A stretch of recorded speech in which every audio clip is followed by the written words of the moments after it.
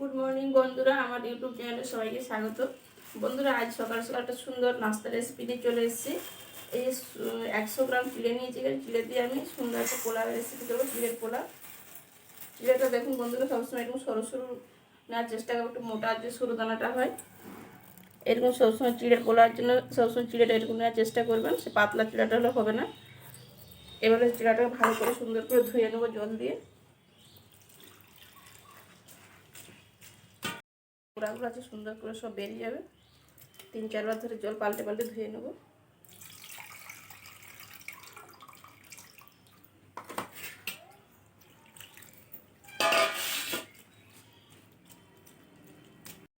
পরিষ্কার করে ধুয়ে নিয়েছি।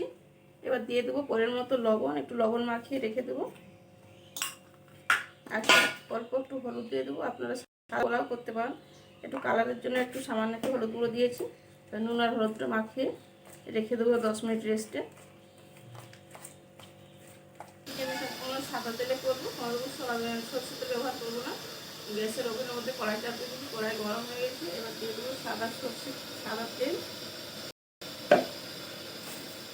এবার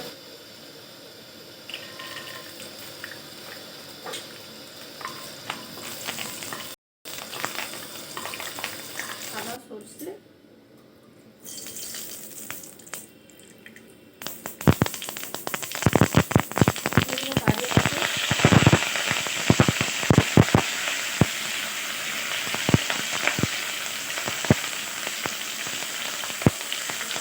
দিয়ে দেবো কাঁচা লঙ্কা।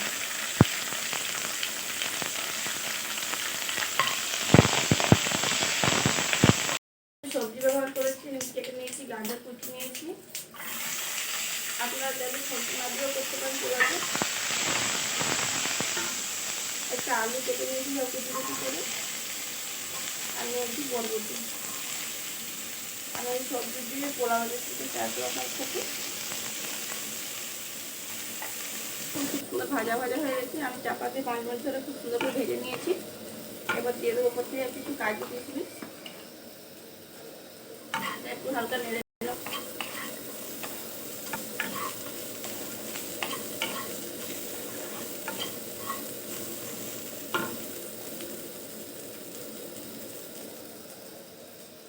দেখুন বলতে চিড়াটা কিছুটা ঝরঝরে হয়েছে।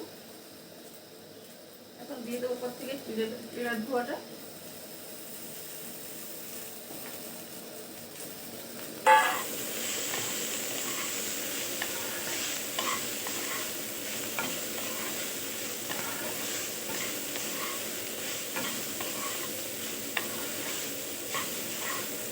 পোলাও একটু মিষ্টি মিষ্টি খেতে ভালো লাগে, তাই আমি দিয়ে দেবো অল্প একটু চিনি, 1/2 চামচ মতো।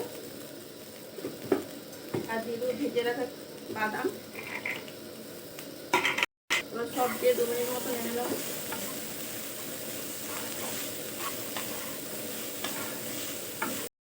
আমার চিড়ের পোলাওটি রেডি হয়েছে। দেখুন কত কম সময় এবং খুব তাড়াতাড়ি করে হয়ে গেল ঝরঝরে চিড়ের পোলাওয়ের রেসিপিটি। আমার এই রেসিপিটি ভালো লাগলে বন্ধুরা লাইক, শেয়ার এবং কমেন্ট করে জানাবেন।